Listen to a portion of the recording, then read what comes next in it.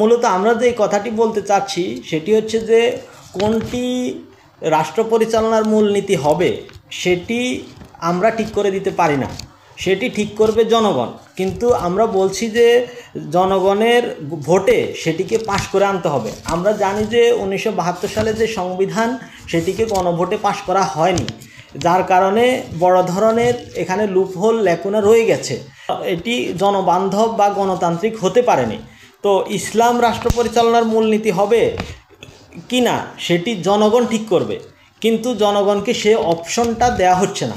আমরা বলছি যে এই ইসলাম, গণতন্ত্র, ধর্মনিরপেক্ষতাবাদ, সমাজতন্ত্র, জাতীয়তাবাদ এই নীতিগুলোকে গণভোটে দেয়া হোক, জনগণ যেটিকে গ্রহণ করে।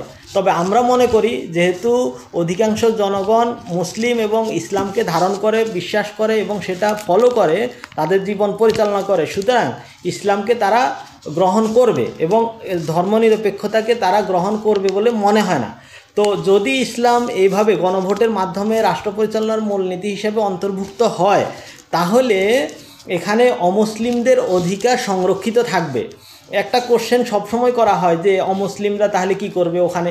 আমি যেটা বলি বা বলেছি সেটি হচ্ছে যে রাষ্ট্র পরিচালনার মূলনীতি হিসেবে ইসলামকে স্বীকৃতি দেওয়া হবে। সেখানে বলা থাকবে যে রাষ্ট্র পরিচালনার মূলনীতি হবে ইসলাম, এবং সাথে সাথে অন্য সকল ধর্মাবলম্বীরা তাদের স্বাধীনভাবে ধর্মচর্চা করতে পারবে। সুতরাং এখানে তাদের ধর্মচর্চায় ব্যাঘাত হওয়ার কোনো প্রশ্নই আসে না, প্রথম কথা। আর দ্বিতীয় কথা হচ্ছে যেখানে ইসলাম মানে ধর্ম, এখানে ধর্ম যখন আপনি স্বীকৃতি দিচ্ছেন তখন সকল ধর্মকেই স্বীকৃতি দিচ্ছেন, কিন্তু এক্সিস্টিং আমাদের যে সংবিধান আছে সেখানে রাষ্ট্র পরিচালনার মূলনীতি হিসেবে ধর্মনিরপেক্ষতাকে বলা হয়েছে। মূলত ধর্মনিরপেক্ষতাকে যদি আপনি বলেন যে যার যার ধর্ম শেষে পালন করবে, এটা মূলত ধর্মনিরপেক্ষতার অপব্যাখ্যা। কাউকে খুশি করার জন্য এই ব্যাখ্যা দেওয়া হয়, কিন্তু এটি প্রকৃত ব্যাখ্যা নয়। কারণ ধর্মনিরপেক্ষতা মানে হচ্ছে কোনো ধর্মকেই রাষ্ট্র স্বীকৃতি দিচ্ছে না।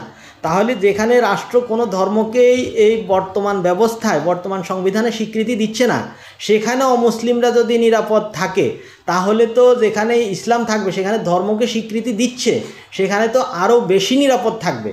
সুতরাং এখানে অমুসলিমদের অনিরাপদ হওয়ার কোনো প্রশ্নই আসে না, এবং বরং সেখানে ধর্মীয় সংখ্যালঘু এবং অন্যান্য সংখ্যালঘু সবার নিরাপত্তা আরও বেশি থাকবে, সে ব্যাপারে কোনো সন্দেহ নাই। এই ইসলামের সাথে অন্যান্য ধর্মের বিষয়ে আরও কিছু মানুষের আরও স্টাডির বিষয় আছে।